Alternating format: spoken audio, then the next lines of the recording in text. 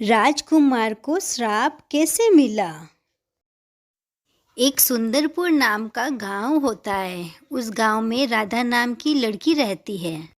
वह रोज गार्डन में घूमने जाती है। एक दिन गार्डन में घूमते हुए उसकी फ्रेंड्स ने उससे कहा कि हम सब घूमने जा रहे हैं। तब राधा ने सोचा हम तो कहीं नहीं जाते, मैं भी अपने पिताजी से बात करूंगी, हम भी घूमने जाएंगे। राधा अपने घर की तरफ चली जाती है और वह घर जाकर अपने माता पिता से घूमने की जिद करने लगती है। उसकी जिद के आगे उसके पिता हार जाते हैं और कहते हैं कि तुम अपने मामा के वहाँ पास के गांव चली जाओ, मैं अभी काम में बहुत व्यस्त हूँ, इसलिए तुम अकेली चली जाओ। और उसकी माता ने कहा मैं तुम्हें कुछ सामान देती हूँ, वो तुम अपने मामा के लिए लेते जाना। और वो ट्रेन में बैठकर चली जाती है। वहाँ से वो तांगा लेकर अपने मामा की घर की ओर रवाना हो जाती है। उसके मामा मामी उसके स्वागत के लिए खड़े थे। राधा के मामा राधा को कहते, बेटा तुम अगर घूमने जाओ तो यहाँ एक पुराना खंडर है, उधर घूमने मत जाना, उधर एक भूत रहता है।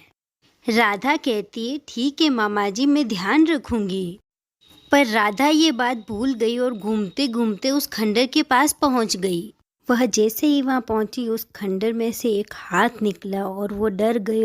वहां पर एक भूत आ गया। राधा वहां से भाग जाती है, पर वो भूत भी राधा का पीछा करता है और राधा को रोकता है। राधा बहुत डरी हुई थी, इसलिए उस भूत के कहने पर रुक जाती है और रोने लगती है। उसे रोता देख वो भूत कहता है तुम रो मत, मैं भूत नहीं हूँ, मुझे श्राप मिला हुआ है।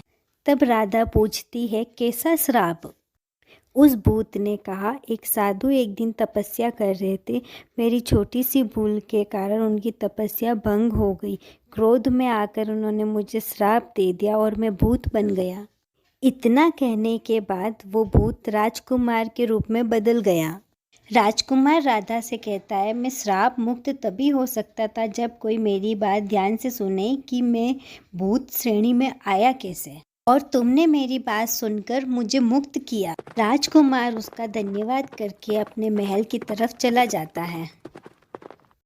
मॉरल ऑफ द स्टोरी, हमें कभी किसी चीज़ से डरना नहीं चाहिए, निडरता से सामना करना चाहिए, जिससे हमारा भी भला होता है और दूसरों का भी।